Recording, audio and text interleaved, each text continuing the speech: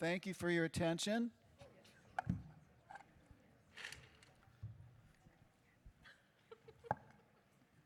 Green for forward. This is welcome to the Energy Innovation and Carbon Dividend Act in a comprehensive climate framework. I'm Harold Edelman. Which is the green button for forward? It's not.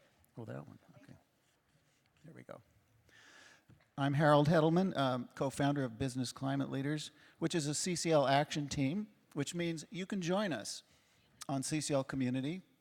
We planned this panel, and you can find out more about us on our website, which is www.businessclimateleaders.org. There we go. Well, I think that's enough for me.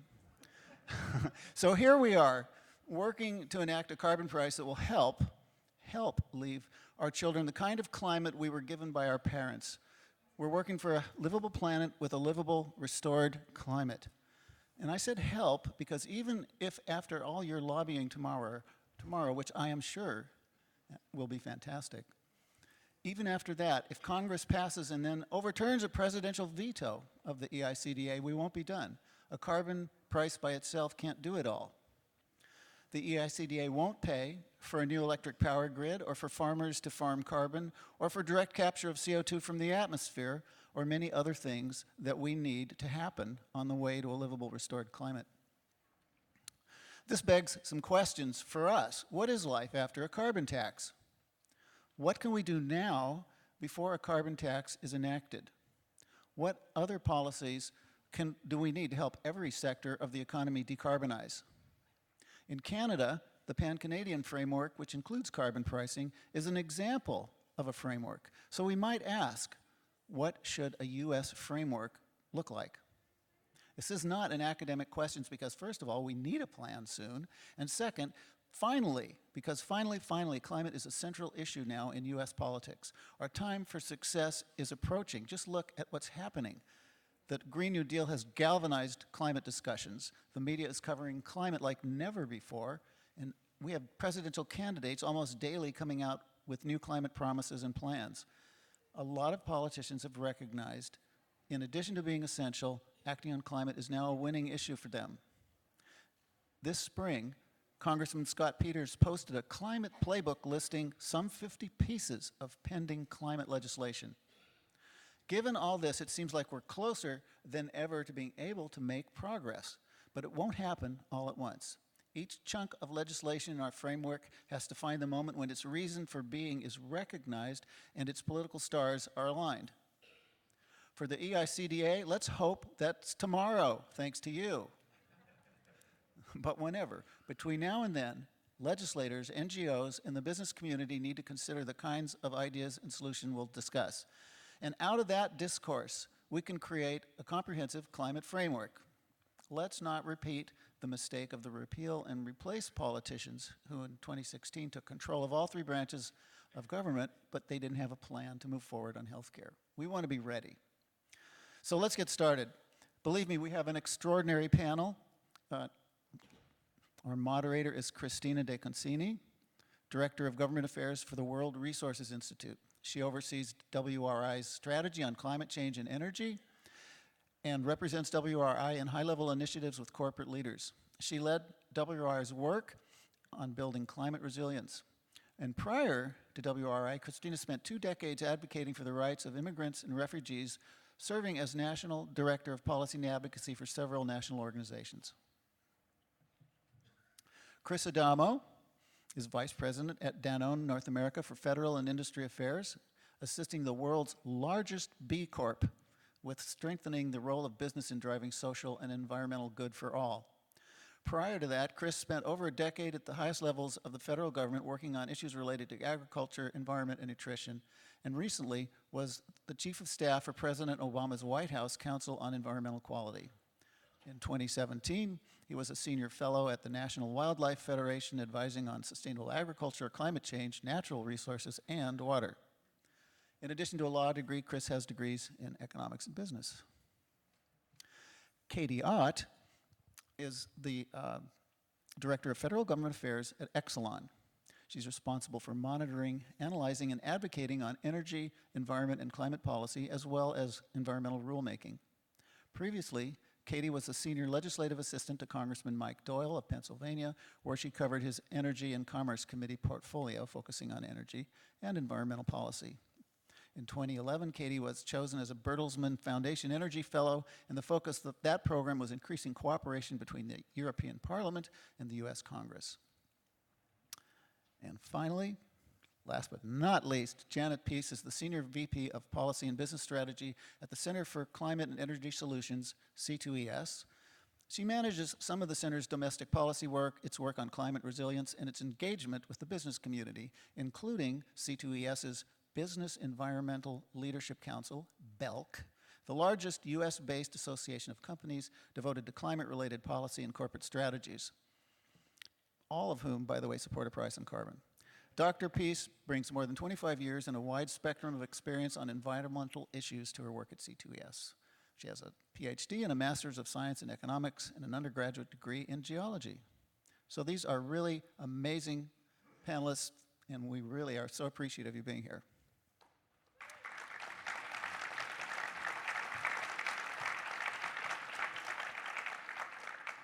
So 2 more things I want to tell you before I turn things over to Christina. First, this slide, which will be available to you, has links to some of the documents we'll be referring to today.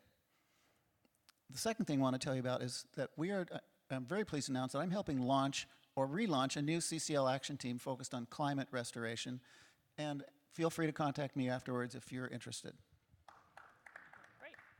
Okay, thank you so much, Harold, and thanks everyone for being here. We don't have a long time, but I was asked to just open with, I just want to do a couple really quick slides. I'm going to just run through them about where we are in terms of carbon emissions and where we need to go, which ties directly into what the topic of this panel is, that we, WRI and everyone on this panel, I think, but I can certainly speak for us, believe that a price on carbon is essential cornerstone to solving the problem, but it's not going to be enough by itself. So just as a start, the latest IPCC 1.5 degree report tells us that we need to reduce CO2 to net zero by 2050 and engage all resources at a significant scale. So the next slide is the good news slide. Renewables are growing really, really fast. The next slide is the bad news slide. Atmospheric CO2 is continuing to increase at a really rapid rate. This slide is interesting in terms of another bad news slide, that the growing energy demand is continuing to be met primarily by fossil fuels. You'll see that little tiny green bit is the green. Green is wind and solar, and then hydro and nuclear. So we have a long way to go, and this is, I'm going really fast over this. We could do 2 hours on any of these, but modeling in the US by 2050 throughout a variety of reports from the Obama administration mid-century target report, Risky Business, UCS, Union of Concerned Scientists, NRDC, and a number of other studies on electricity, and in 2050 show that, in fact, renewables will be the majority of the electricity, but only up until a certain point, and all of them end up showing the similar results, that we're going to need all forms of, like, all hands on deck. We're going to need CCS, we're going to need existing nuclear, we're going to need to remove carbon from the air, we're going to need everything we can, which is why it's critical that all the work that you're doing, and my hat's off to all of you to try to get Congress to enact a price on carbon, is incredibly important. And so the conclusion is that we need to do everything. I won't go through all the things, but we can't just put all of our bags in one basket and say renewables will do the whole thing, even though we do tons and tons of work on renewables and love them, but we're going to need energy efficiency, we're going to need to harness a market, which is what you guys are working on. We're going to need to continue to build renewables, and we have to build transmission, et cetera. So with that, I'm going to turn to our panelists. And any of you can jump in if somebody's saying something really interesting that you want to interrupt. I'm all for it. So I want to start first, though, just before we move into what complementary policies our esteemed panelists believe that we need in addition to a price on carbon, I did want to hear from each of them from where they work and where they sit, why, in you know, in your business or your perspective, is the price on carbon and the bill that you guys are all pushing such an essential piece to solving the climate problem? So we'll start with a quick there, and then we'll move into the additional policies. You want to just go down the line? Yeah. Okay, so I'm Janet, and as you heard in that intro, I'm an economist. So how many of you in here have heard economists talk about carbon pricing? That's why I'm for a price on carbon. No. Seriously, it's a way to stimulate the market. It's not government picking the right technologies. It's sending a signal so that people know to put that in their decision making. They think about, okay, this price is going to affect me, and I'm going to change the kind of technology that I'm going to put into place. And we all know that innovation is important for addressing climate change, so pricing continually rewards innovation. The cheaper you can do it, the better it is. And economists will tell you that pricing is the least cost way of achieving an environmental objective like reducing greenhouse gas emissions. And of course, if you can reduce at a cheaper cost, you can do more and you can do it sooner. So from an environmental perspective, it's effective, it achieves the end goal, and it stimulates innovation. Chris Adamo with Danone North America. It was mentioned on the onset that I work for the largest B Corp in the world, and I want to do a quick definition of that and then lead to what we've been up to. I don't expect anybody to know what B Corp is or what B Lab is, which is a third party that certifies and verifies such business or corporate organizations. About 2 years ago, Danone North America made a couple changes. We purchased a company called White Wave. We became a much larger U.S. company, frankly, with a number of different food brands and commodities supply chains feeding those food brands. We took that opportunity to reorganize from our corporate structure. We became a public benefit corporation. And legally, what that means is that we have a fiduciary duty that is broader than just to our shareholders. So we're letting our shareholders know that we want to work with stakeholders at large. And so for us, that means sustainability and nutrition, and that's in our corporate papers filed in Delaware. About a year later, we were fortunate to be certified by B Lab, a nonprofit, that we reached B Corp status. And that just means that we hit certain scores on how we govern as a company, how we work with our community and workforce, and then thirdly, our environmental performance. So all very fun stuff. It's about continuous improvement too. Every couple of years we'll be reassessed on how we're doing. So a lot of this work for us is about climate change, and it's about how we operate across our footprint, at our facilities, at our transportation sector. But most importantly, as a food company, we have commitments down our supply chain, which means down to the farm level. And so this is very unique. Why do we do that? We see risk, number one. We are a global food company. We source commodities from across the world. We're primarily a dairy company. We have a number of dairy products, Danone yogurts, Oikos, things of that nature. But we also bring in things like chocolate, things like sugar from abroad. So we have a worldwide sourcing system for a number of our worldwide brands. As you can know, there's significant risk across those different regions. And even here in the U.S., we look what's happening right now in just the Midwest, for example. We've had significant rain, significant floods, some quite damaging, in fact. Just this past week, I mean, we literally have folks looking at how many acres are being planted in Ohio, in Indiana, in Michigan, and Iowa, for example. That affects the price of the feed going to our cows here in the U.S. That's just one example of why this risk matters to us. But we also see opportunity with climate policy. I mean, so we look down our supply chain. How can we decrease that risk? How can we improve resiliency? How can we improve efficiency with our farming partners that supply us? And then on the other side of the coin, obviously, we care about our consumers. What do our consumers think about our brands and our different products? And so diversification and choice is really important. So we think we offer a variety of healthy foods. Yogurt is a very healthy product. Fluid milk, like Horizon Organic, very healthy product. But we're more and more also offering plant-based products. So things like Silk and So Delicious are offering almond milks, offering coconut milks, various plant-based products.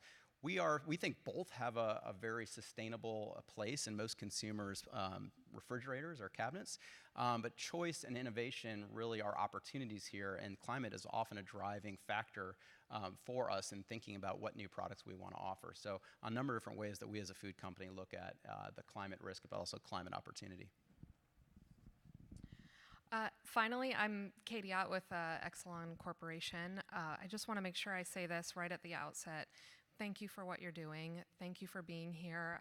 As Harold mentioned in his introduction, I used to be one of those folks on the Hill that you all will be working with and meeting with tomorrow. And I just cannot say how important it is to have the effort like this.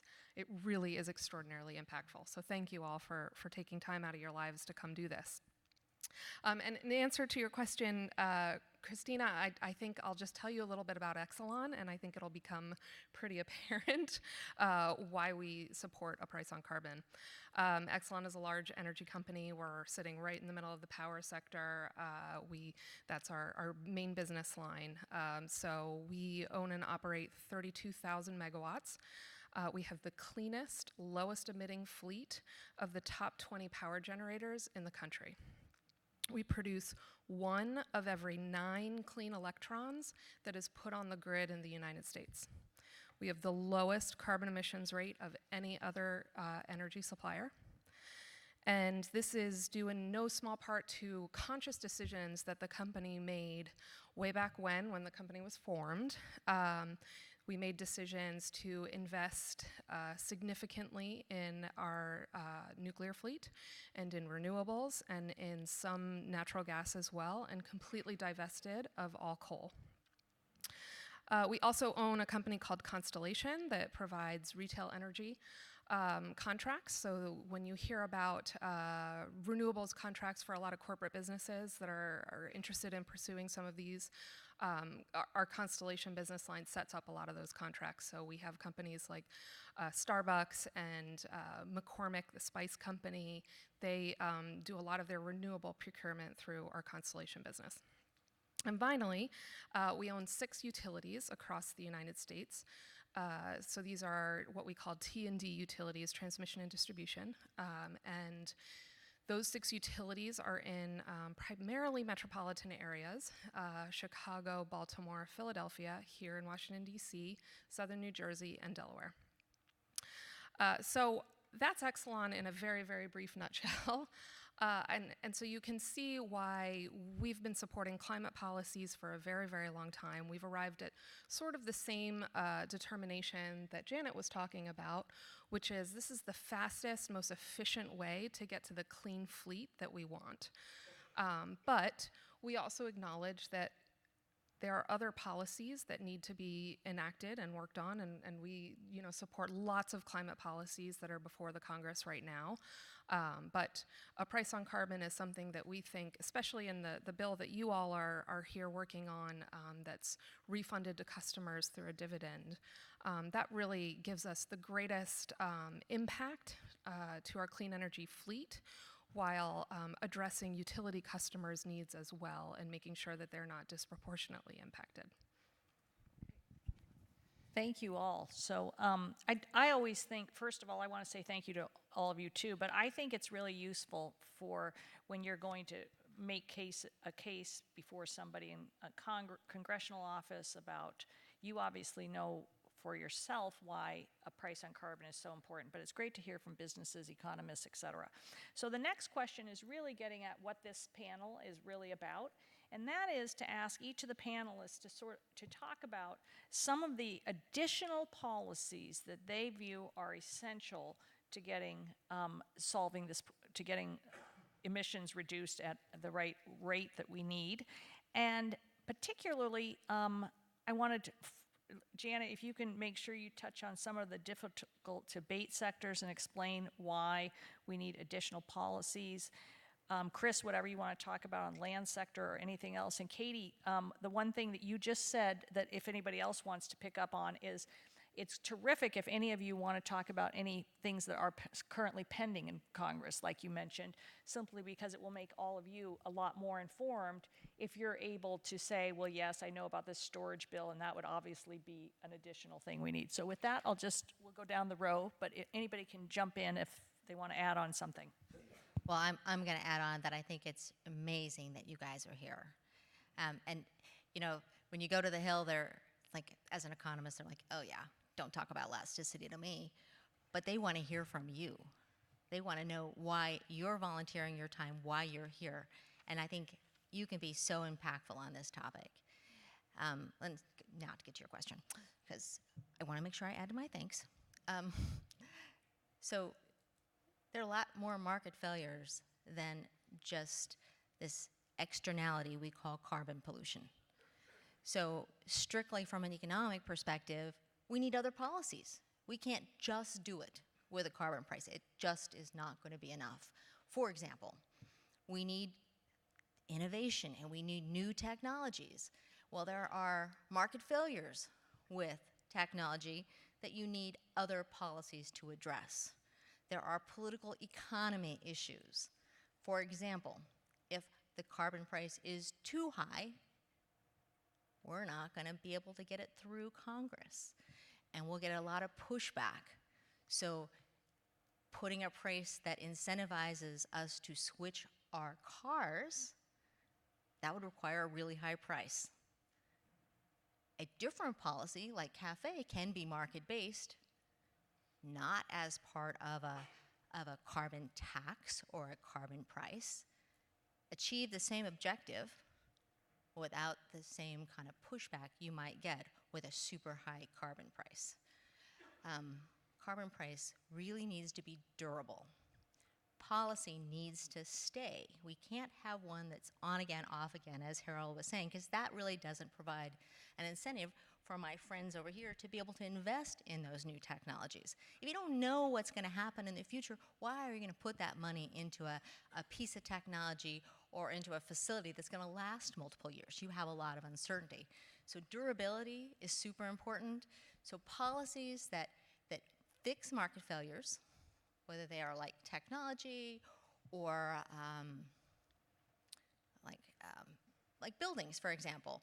Some people own them, some people rent them. So there's this owner-operator problem. So you need a different kind of policy to address that. So building efficiency standards are a very effective way of doing that. We just came out with a report a couple months ago, near-term policy recommendations that we think that you can get through this Congress. I mean, we, of course, really support a carbon price. Has been, as Christina said, a very much of a cornerstone for us when we were the Pew Center and now at C2ES.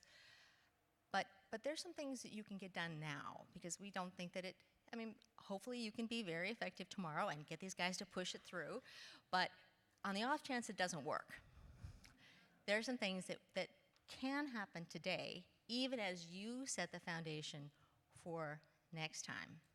So complementary measures in all kinds of different areas. One area that I think Christina hit on here, carbon capture and storage. We need some technology to push and pull that into the marketplace. It's getting better. It isn't far in the future. But there are uses for that carbon that we need some incentives for, RD&D. I think that's probably enough. I think I'll take a couple approaches on this. One, Danone has been very engaged on this conversation internationally for some years now. This is not a new conversation for us. So what that has meant as we were part of the Paris Agreement conversations, like many other companies, frankly, we obviously weren't the only ones there. We continue to push national commitments across the board so that Paris is implemented. We have spoken out here in the U.S. to this administration asking them to stay engaged and continue the U.S. commitment. That will continue to be a longer conversation, unfortunately. But those international pieces are very important. And you may hear some of this tomorrow when you're meeting with certain offices. They may want to know, well, what do you think about China? What do you think about India? What do you think about Paris and the possibilities there? And my recommendation is, unless you're an international expert into it, I don't know that that's your job to get into it, but I think you can reference the fact that we are trying to implement, we are trying to engage, and we are trying to make, this is going to be a long-term effort from a number of different perspectives. But that is still very much an alive conversation, even though sometimes it gets relatively pessimistic here in the U.S. Secondly, in the food sector, we have tried to work with other companies to identify what are the various pieces of U.S. policy that need to be identified by Congress or by this administration. And when I'm going to talk about these, I'm not advocating that they need to be all wrapped up in one bill, for example. They could, but they don't necessarily need to be either. There's a number of different ways they can be approached. In fact, I would argue in some cases, the government's actually started down that path, perhaps in the last administration, and even in some cases this administration from an agricultural standpoint. So just a couple of quick examples. Danone with some partners in the food sector, Nestle, Unilever, and Mars, for example, with Sustainable Food Policy Alliance. It's a new initiative we launched last year. We put out some principles on policy about 2 months ago, and we identified, number one, price on carbon is first and foremost the most important thing. But we had laid out 5 other principles in addition to that. Clean energy development and research, for example, infrastructure that is resilient and able to withstand, or perhaps even climate smarter in some cases, maybe even be able to bank or use natural systems for infrastructure. We also looked at issues of equity and making sure that any policies that's implemented thinks about the various different communities that it may affect, and also just regulatory synchronization, right? There may be multiple issues, multiple regulations or laws that we need to get to where we need to be. Let's make sure that they're working together. So those were just some of the high-level principles we put out. They were not policy specific. Our approach thus far is to just enter into a dialogue and educate and make the business case about why these things are important. And we'll obviously get into various policy details as we go. But let me go back to the agricultural and land sector real quick, because it's something that is very, very pertinent to us as a food company. We have anti-deforestation commitments worldwide, which is a whole conversation that we could go down to separately. But just thinking about agriculture, for example, and just in the US here, where we work across tens of thousands, if not hundreds of thousands of acres, thinking about the grain that is feed that just goes to dairy cows, for example. And we think, and it's not just us, but there are a number of different stakeholders that are engaging in some very collaborative, useful discussions to think about, well, you know what, US agriculture is roughly, depending how you count, 8-10% of overall US greenhouse gas emissions. Someone correct me if I'm off. I know it gets presented in different ways, so yeah, it depends how you count. But there have been some really positive, optimistic recent analysis showing that just with today's technology, today's best practices, we potentially could reduce that by almost half, or roughly half. Just using things like cover crop and no-till and better nutrient management, looking at carbon, looking at nitrous oxide, looking at methane as a holistic systems approach, whether you're a corn, soybean farmer or the dairy operation itself, for example. So we're engaging in that.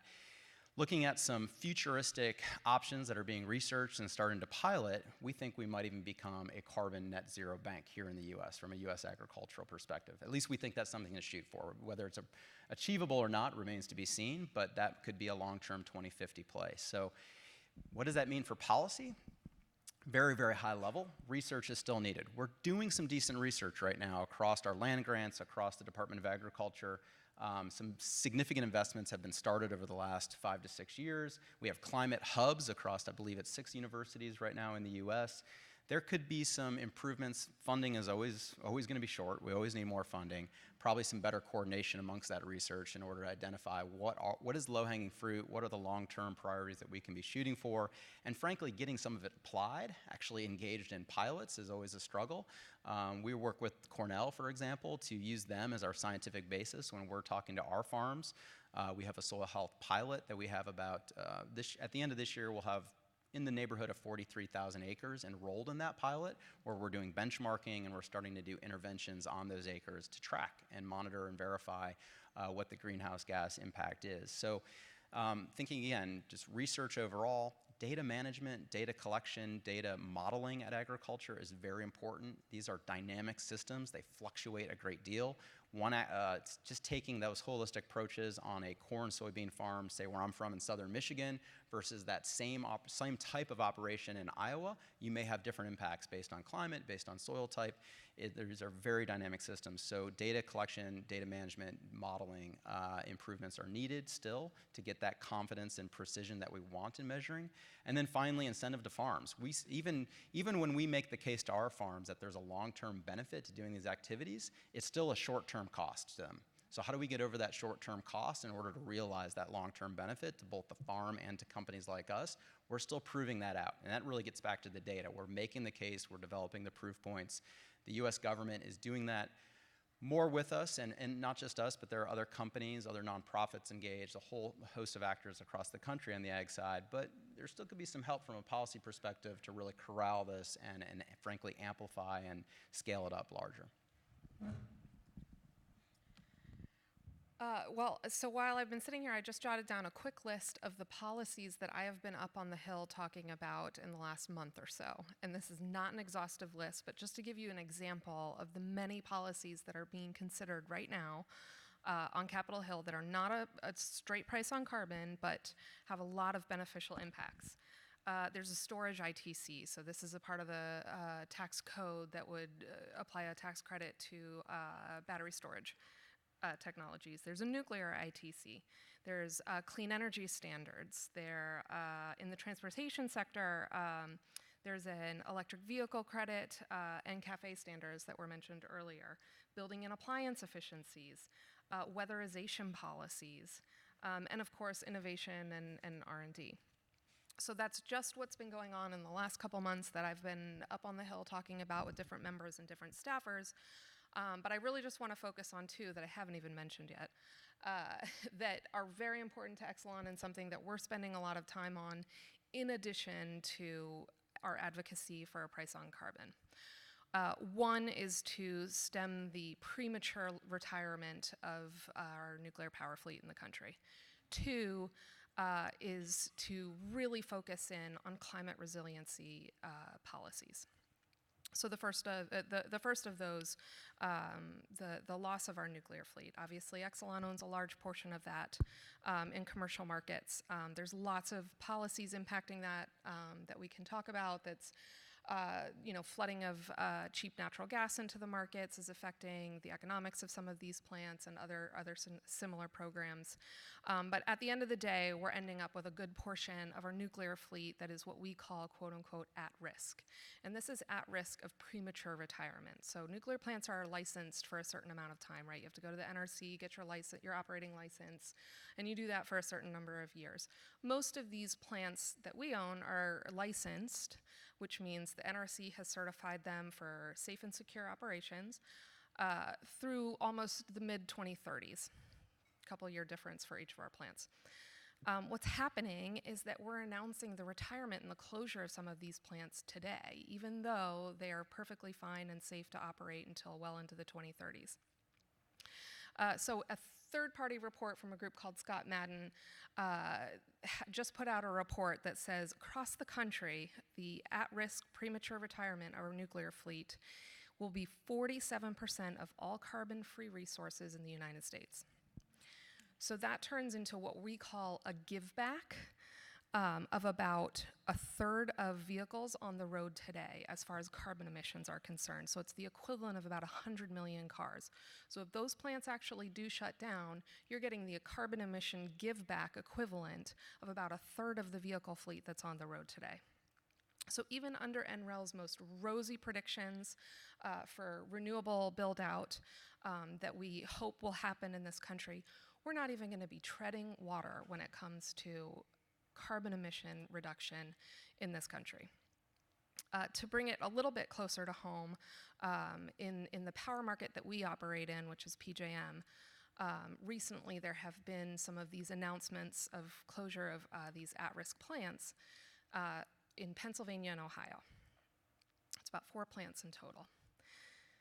If those plants actually go offline, and one is already announced and set to close in September of this year, if those plants actually go offline in the next couple of years, as they have been announced to, they will be eliminating all of the renewable build-out in all of PJM that has ever happened. It's going to set us back 25 years. So I just say that because this is a real problem that we have to address, because while we have to be massively building out our renewable generation in this country, we can't just be treading water. We want to be building upon the zero carbon resources that we have now. So a lot of this right now is being done, policies at the state level. But in addition to that, we're working on some policies at the federal level, including, I mentioned, a nuclear ITC, which is a part of the tax code that could go to some of these nuclear power plants. So that's one complementary policy we're working on. The second one I mentioned, resiliency policies. So we've all read or seen or been familiar with the National Climate Assessment that came out. Christina mentioned the IPCC report. While we're all working very hard towards mitigation policies and ways to reduce our emissions currently, we have to be realistic about the impacts that are happening right now today. This is happening at our utilities. We own utilities in the Midwest that are experiencing a lot of this flooding. We also have utilities on the East Coast that are making different considerations about how to build out infrastructure based on projected sea level rise. And the issue is that Congress and the federal government hasn't actually addressed resiliency in a comprehensive way since the 2005 energy bill. So in 2005, they passed this thing called EPAC 2005, and there was a big resiliency section in there. But that actually had mostly to do, it was a response to the 2003 blackout, and it had some transmission policies in there.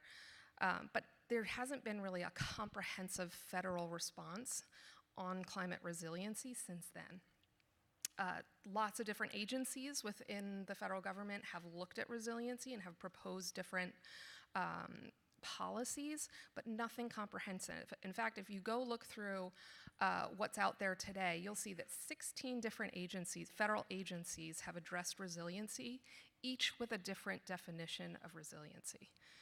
So what we're really trying to focus on, while again, we've got to be able to walk and chew gum here, we've got to stay focused on mitigation and reducing emissions, we also need to have some more clear guidance from the federal government about climate resiliency policies. Okay, thank you very much. So two things, I'm going to just add a couple points on what we just talked about, and then I'm going to combine two questions, and you guys can answer one or both or neither, just because we want to sort of wrap up in about 7 minutes to let everybody else ask questions. So one takeaway I just want to make sure people are walking away from what people just heard here is that I don't think anyone expects tomorrow for you to be able to talk about, they do expect you to be able to talk about the CCL bill, but all the details of what these other policies are. But they're important for a lot of reasons. Some of them, nuclear and CCS, have more Republican support as well as Democratic support. You have Senator Whitehouse, who's a huge climate champion, working on all these issues. So that political lens is an important thing. I also wanted to just say a couple really, this might be really basic, but I think it's important because sometimes you hear people say, well, we'll take a price on carbon as long as we could just get rid of all the regulations. And some regulations, under some circumstances, might be duplicative, but like Janet said in transportation, there's lots and lots of people that drive the same amount from some rural area to their job, and they drive whether gas costs $5 or $2. They don't have an option to just, and if there's a price on carbon, they can't just stop driving. So that's why in certain sectors we're going to need a lot of additional policies, and we're working on a lot of the things Chris mentioned too, to get data collection on soil and carbon in soil, which is because the land carbon issue is a really significant one. That isn't going to happen just because there's a price on carbon, but the government's going to need to appropriate and direct studies on that so that we can figure out how to do cover cropping and all these things in the best way. Also in the IPCC report, it talked about that it's very likely we're going to overshoot our carbon budget and we're going to have to remove carbon from the atmosphere, both through the natural solutions that we can do a lot more on that Chris mentioned, as well as investing in new technologies. And I just want to say one other thing that is often so misunderstood on the Hill. Our government has always picked winners and losers. That's how we get new technologies off the ground. That's how fracking happened. It doesn't just happen because the private sector just suddenly decides to invest some enormous amount of money not knowing what the outcome is. That's how we got oil out of the ground, which at the time seemed like a very, very promising thing to invest in. That's how we got roads, there's the internet, all sorts of things. So I would just caution you in terms of, there's always that pushback, but that is sort of the way we get big things done in this country, whether it's going to space. We couldn't have done that just by waiting around and hoping it happened. Okay, now, that's the end on that part. Now, here's the two questions. So, and they're not really related, but it's a time crunch. So, there is a lot of great stuff going on in the states, despite this desert or backward sliding phase that we're in here in the federal government on climate. A lot of really good stuff. And so if any of you want to discuss how those state programs could or would interact with, supplement, complement federal programs, I'd love to hear any on that. And then I'm combining it with a second question to leave people with some sort of inspiration, and that is all of you work in Washington, are super knowledgeable on these issues with tons of Hill experience and really tied into the politics, and just sort of what your assessment is today of the momentum in general now that have kind of the Green New Deal and we're finally on the agenda again of Congress, the assessment of are we close to any tipping points? Do you think we're actually going to get to see action sometime soon? And I think, so answer either one of those briefly or a combination, and then I want to open it up for questions. So I'm going to take your second question, which is about the momentum, because I do feel like I've been working on this topic for a long time, but I do feel like we're kind of on the cusp of really making some significant progress. I mean, you mentioned the states. There's the U.S. Climate Alliance, and you probably know there's like 24 states that have joined that. And in that alliance, all those governors have agreed to implement the Paris targets. Pretty cool. And we're not just talking about coastal states.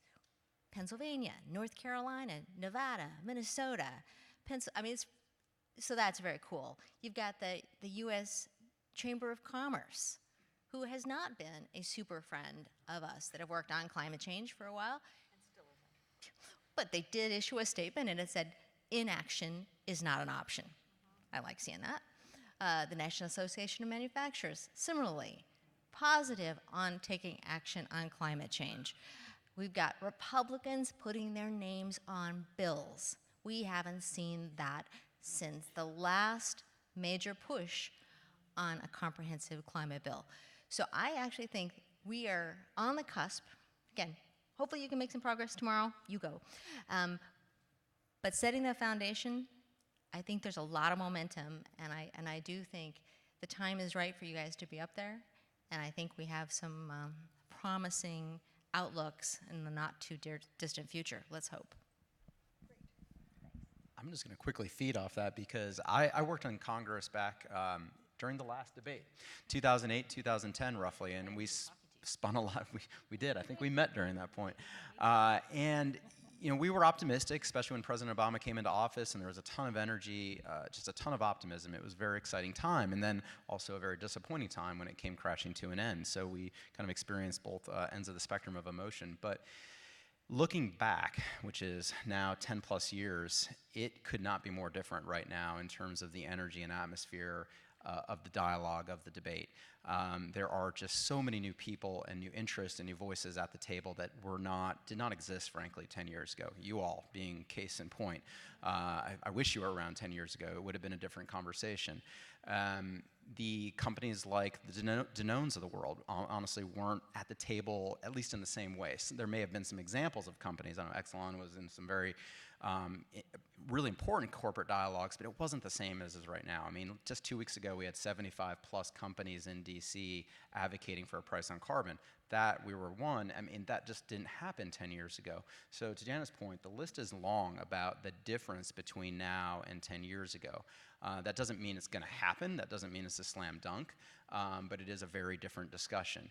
And so I think that I'm not going to assess what the likelihood is or when it's going to happen, but I do think in the next year to 3 years, just to take a quick stab at a time frame, I think we'll start to see some various movements. And it may start slow. It may be piecemeal at first. And then maybe we can get to a larger discussion on price on carbon, or maybe the price on carbon happens and then we fill in the blanks with some other pieces. I think Washington, D.C. can be an incredibly pessimistic place. There's a million excuses about why Congress won't do something. If you start from that basis, nothing's ever going to get done. But Congress also has a very long track record of actually passing legislation when there's a true emergency and when there's a true grassroots. If you have those two things and those two criteria met, the chances of passing a bill are much, much improved. I think I'll just say ditto to wrap it up. I actually think these two questions are very related, both state policies and momentum. I just wanted to point out that we have today 29 states, the District of Columbia, and 3 U.S. territories that have passed some kind of either RPS or CES, so a renewable portfolio standard or a clean energy standard, or some other major kind of climate or energy policy. And I think that's really pushing folks here in DC. I think these members of Congress are seeing what's happening back home in their states, and they're seeing that momentum in the states, and that they're picking up and moving forward and not waiting for the federal government. And that's really pushing a lot of members here. And then just ditto to everything else that was said. Okay, fantastic. Well, let's open it up to questions. I'm not sure there's somebody doing the mics here, I think. So, and maybe you can just tell us your name and where you're from, and then if you, there's some cards. Yes, please. Oh, I'm sorry. Yeah, just tell us your name, where you're from, and then questions rather than like long paragraphs are preferred. Okay? There's many hands back there. From your experience on Capitol Hill, how would you each assess the effectiveness of a year-round stream of phone calls to members of Congress? I'll be very quick, because I used to get this a question like this often. It all matters. It's an all-the-above strategy in communicating to your legislatures. Number one, it's got to be authentic. It's got to be real. They get listened to. So a phone call or an email, a lot of offices will keep an Excel sheet, and they'll tab how many folks, what city, what state. Obviously, they're going to count their state and probably not others. So be from that place, be from that district, be from that state, and it will get heard. It doesn't mean you're going to move the needle just by that one call, but in the aggregate, it all very much does matter. And the one thing I'll just say to your visit tomorrow, find a reason to follow up, especially in the states and towns that you're from. If you can just do a thank you, if you can provide maybe an invitation to an event back home in the district or state, all of these things are really, really useful tactics to keep that engagement ongoing. So if it's a phone call every week, that's great. As long as it's legit and you're putting your authentic voice on it, it will get heard. But I would think broadly about what are the various tactics and how can you bring other folks from your state and district into the activity as well. It really does all matter. It's pretty incredible, actually, at the end of the day. We have a lot of hands. Okay, I guess. There's one over here. Have a mic here for somebody? We're handing out. Okay, great. If you would like to point to them, we can. Pardon me? I said if you want to point to who you'd like to pick. I don't, just anybody who has their hands up. There are a lot of people with their hands up. Okay, right over here. Great. Peter Joseph, Marin County, California. I was a pretty avid anti-nuclear activist after 3 Mile Island when I was young. And at COP21, when I heard the climate scientists led by Jim Hansen basically pleading to keep the existing nuclear power fleet operative for the reasons that you cited, I've completely changed my mind about that, and I hope that they stay open. We have Diablo Canyon going to close soon, and the San Onofre plant has been replaced by natural gas, methane. So my question is, this seems way too important to be left to the investor-owned utility business, and is there a chance that the feds would step in and say, no, you can't close that perfectly fine nuclear plant ahead of schedule? And my guess is they would probably like some financial support if it's not financially profitable to keep these plants going. Katie, that's you. Yeah, great question. Thank you for the question. Essentially, what is the federal government's role at this point in stopping some of these at-risk plants from? Why are they closing? You answer that? That's what.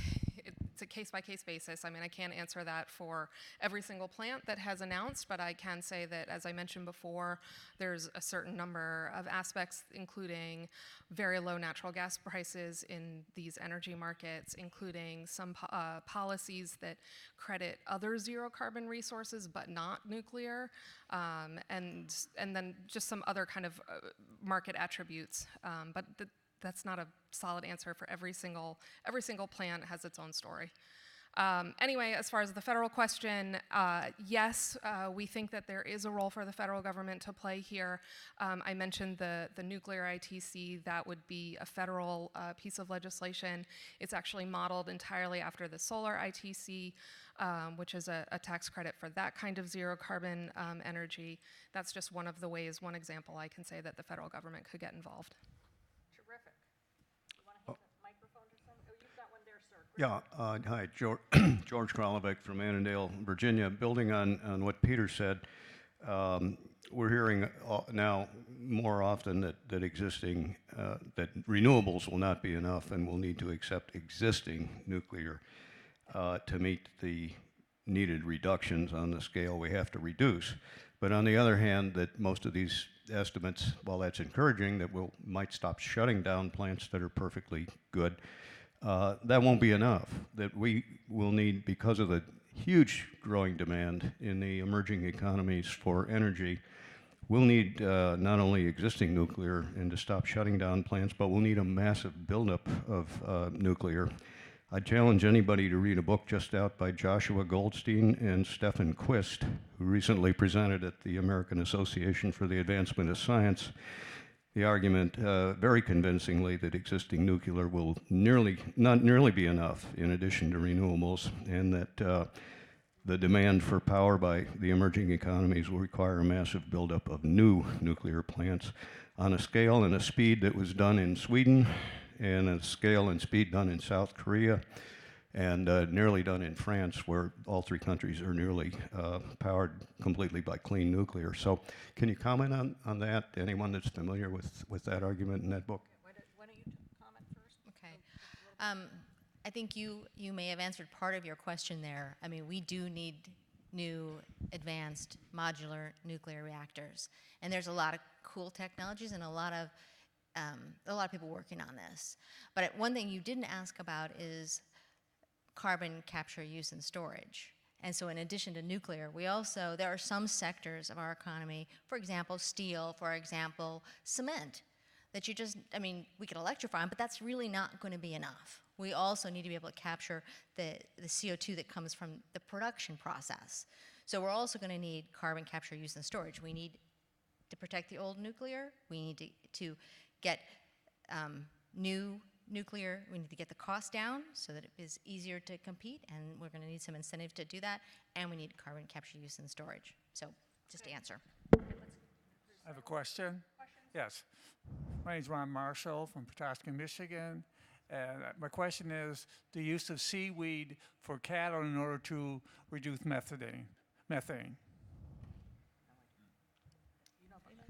So I'm going to answer this probably not 100% satisfactorily. I don't know the science exactly on that particular method. I'd have to check with my team, to be honest. It's one of the many things that we and others are looking at in terms of livestock nutrition. So I'll just say more broadly, there are a number of different technologies, food additives, nutritional techniques being looked at right now as a part of dairy cow and frankly even beef cattle nutrition. So there's a number of things out there. It's a little coincidental you asked that question to me because I literally just asked someone on my team, I think it was last week, Thursday or Friday, I said, because I had encountered a technology provider of that. It wasn't seaweed, but it was some other food additive. And I basically asked my team, I said, do we have a checklist that we've kind of gone down and analyzed the different there are people out there selling these things. There are business opportunities trying to sell to farms such as what we work with. I think we're still assessing the pros and cons of these various techniques. Some look promising and others have a lot of variables to them. So seaweed could be an answer, but there's a lot of different pieces being looked at. Okay, let's take from this woman here, but then somebody back here. Okay, that woman. Okay. First of all, thank you so much for your comments. I'll definitely be using them tomorrow with my members of Congress, and I appreciate the context you give me as I advocate for the price on carbon for the next, hopefully no more than a year. My question is, would Danone and Exelon be willing to endorse HR 763 as a part of a comprehensive solution set?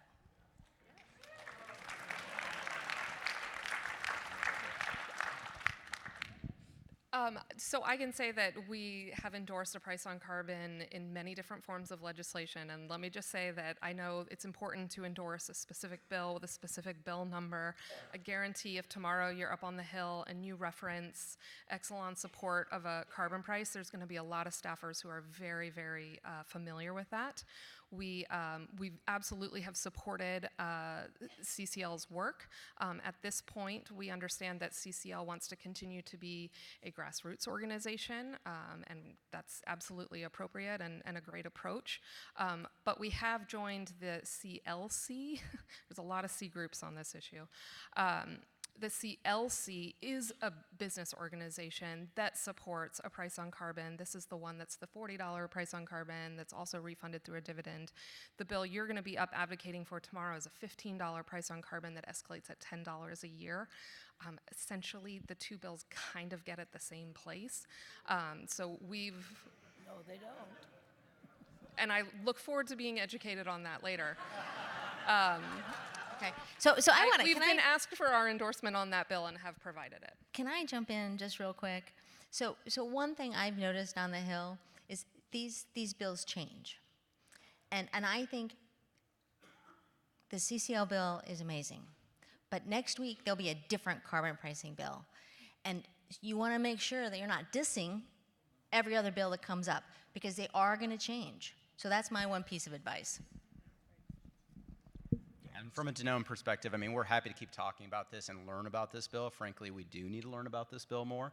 But again, we need to engage in a lot of different conversations. And frankly, right now, we are just most interested in talking to the Hill, talking to stakeholders, and saying, look, there is a real business case for having a price on carbon, for having federal policy. So it's a dialogue right now that we're interested in building, and we want to build that coalition to have the dialogue so that we can ultimately assess the various different approaches out there. And we haven't reached that assessment point yet, but we are very excited, and we need these sorts of proposals. So congratulations and thank you for that, and definitely willing to work with you more on it. Yep, go. Yes, my name's Mary Francis, and I'm from Oklahoma, and we are concerned about fourth generation molten salt power. That is, I was so glad to hear you speak about nuclear. That is one of Jim Hansen's issues, and it was the fourth generation. This is not your old water-cooled uranium plutonium generation. This is a totally new way of generating power. Can I just ask you to get And I am hoping that someone up there can speak to the fourth generation molten salt power plant benefits. I'll just say this. Exelon is certainly aware of MSR technology, has lots of really smart folks looking at it and looking at different national labs that are doing a lot of research into that. Very supportive and excited. That goes back to, again, what we were talking about when you're up on the Hill tomorrow, the R&D and innovation aspect. Talk about DOE funding, talk about the Office of Nuclear, and that's a way that you can support all of those policies as well.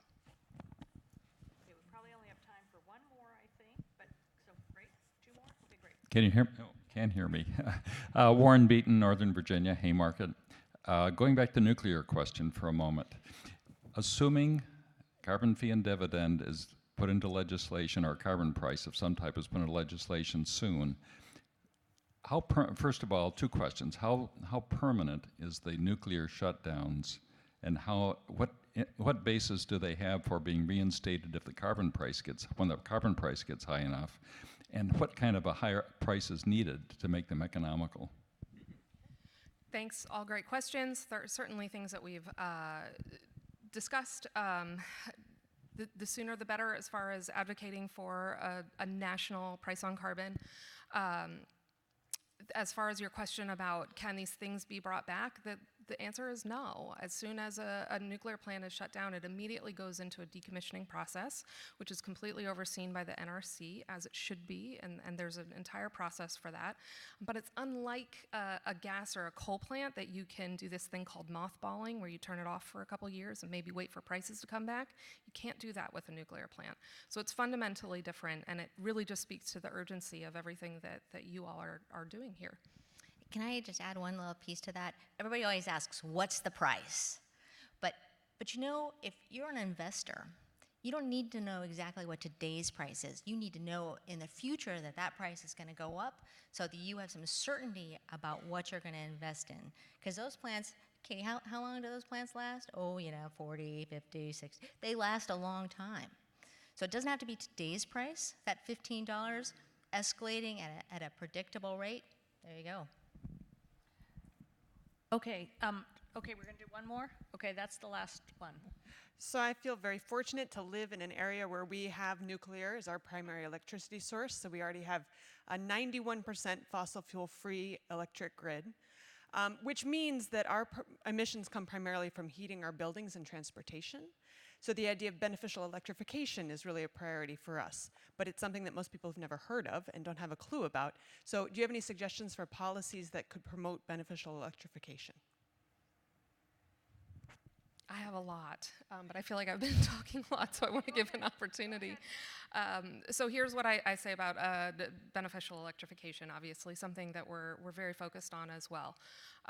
Yes, we need to electrify huge parts of our economies, probably starting with transportation, but also buildings and everything else.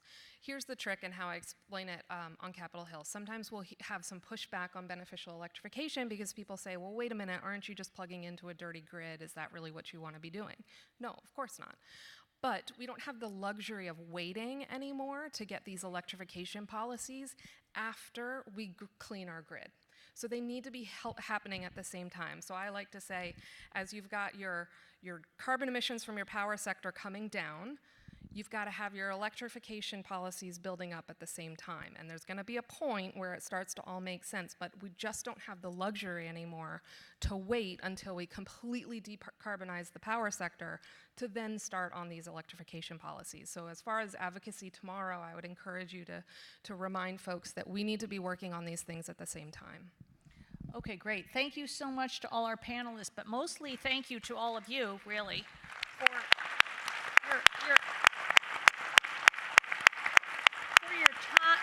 your time, your resources, your passion, your commitment, the fact that you're here. It's fantastic. And I think that the theme of this is we need everything. We need all hands on deck. We absolutely need your bill passed and many other pieces of this. And the only way to do that is for your voices to continue to be ones that Congress hear from all the time. So thanks a lot.